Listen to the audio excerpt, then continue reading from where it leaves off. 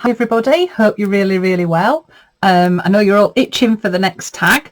So this one is tag number 6. We're going to have a little bit of a breather. Every so often I like to do something that's a little bit simpler, just for people to be getting on with. So I'm going to call this one a bevy of buttons. I'm sure everybody has jars and containers and things like that full of buttons.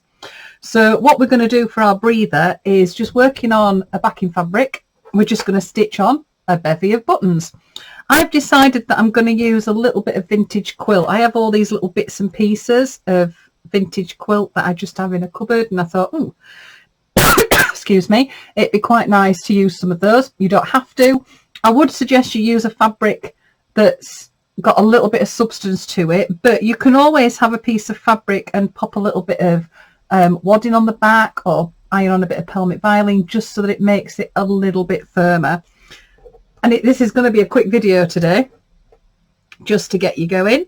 So it's basically just collecting your buttons and starting in one place. I've chosen a thread that picks up the colour of my fabric behind. Again, you could choose any colour thread, so you might want to do a contrasting one, something that blends in. But I would also think about how you're stitching on the buttons. Okay, so you can do it traditionally, just straight through the holes. You could either go in straight lines, horizontally or vertically, or diagonally.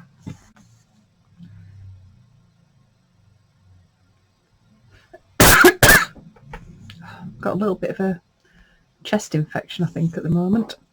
So you could go diagonally with your stitching. And what I would do with your buttons as you're going along is have them so they sort of start touching each other. Now I've got different types of buttons here. These ones are some tiny linen covered buttons. They don't actually officially have button holes in them, so you can make up your own way of stitching these on. So you could go from the middle and go outwards.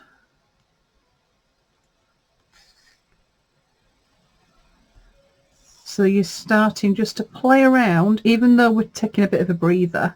You could just stitch a big button on if you've got a big button and you haven't got a lot of time this week.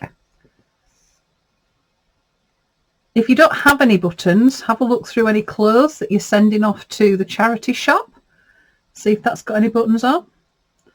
If you've fallen out with somebody at home, you could go and cut all the buttons off the clothes. I wouldn't suggest that. Please don't do that. So you could stitch going outwards. But if you don't have buttons without holes, you can still do that with the buttons with holes. So just come from the outside of your button and go into the holes and stitch it going outwards instead of inwards. So like I've said with everything, we're playing around with different ideas. If you've just joined in, just join in. There's no specific group as such, like a closed Facebook group or anything like that. When I'd asked a few weeks ago if people wanted one, most people just said no. They were quite happy just to carry on using on Instagram, using the hashtag 52 tags handmade. What happens with that then is if you use that in your comment, it just means that if everybody is following that hashtag, they can see your work.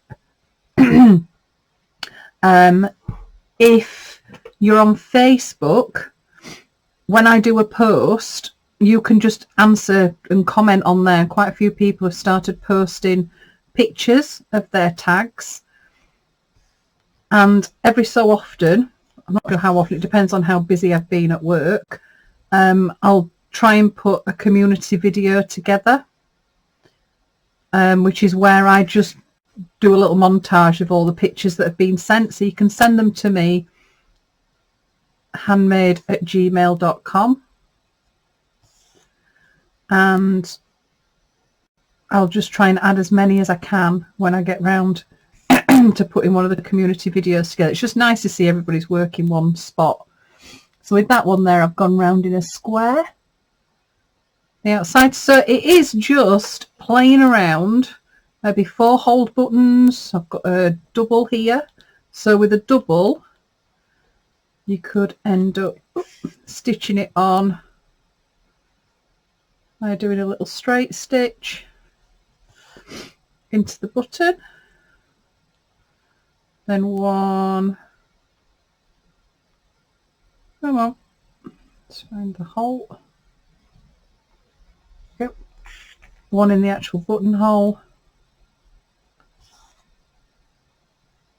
And then one above.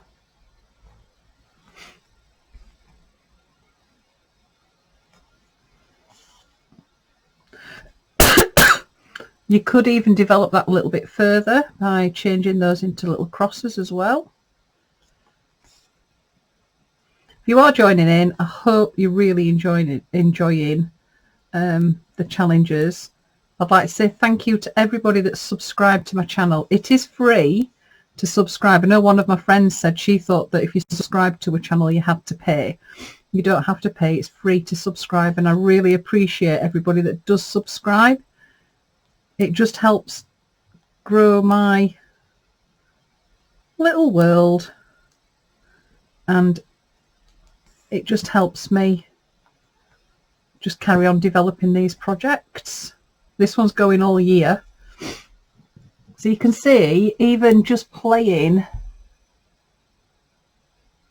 with the buttons, and again I'll do a bit of a close-up. So just using little straight stitches, I'm just going to build up my little bevy of buttons.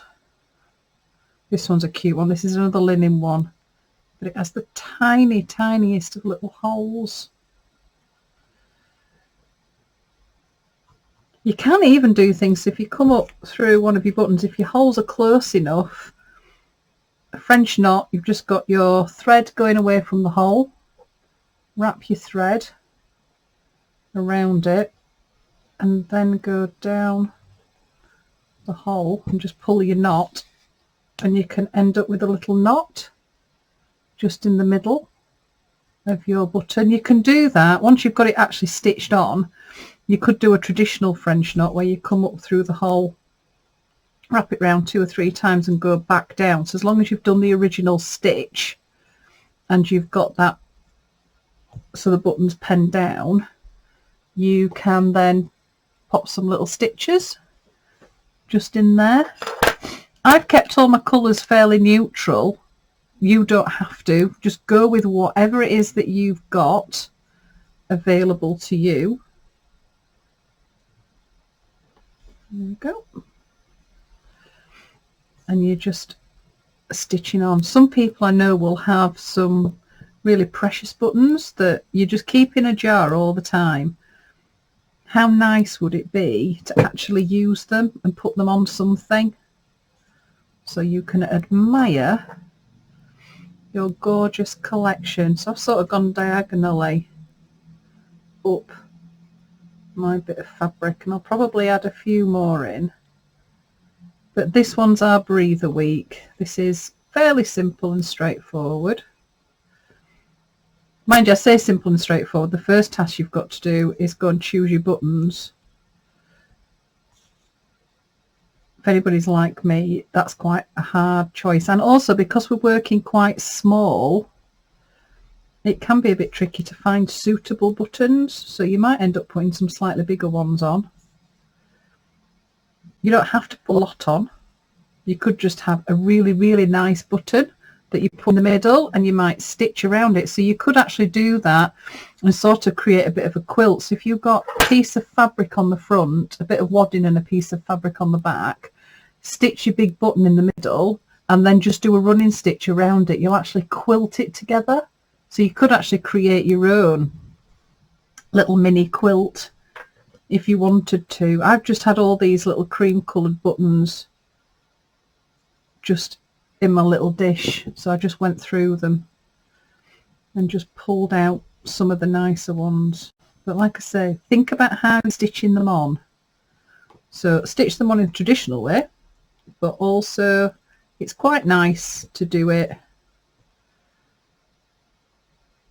slightly differently as well. So going from the outside of the button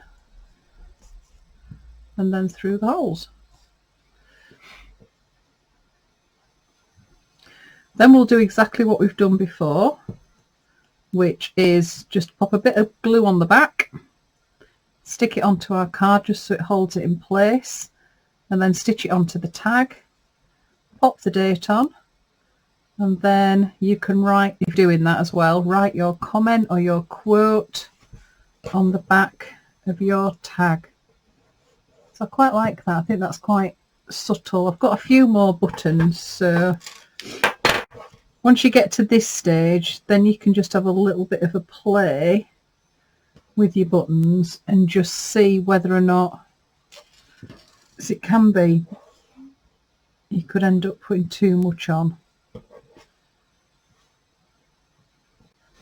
So I might play around with a few more and add them on, but that will get stitched on, and that will be our next tag. So enjoy your bevy of buttons, and I look forward to getting button envy and seeing the sorts of things that everybody comes up with. Stay safe, and I'll see you soon.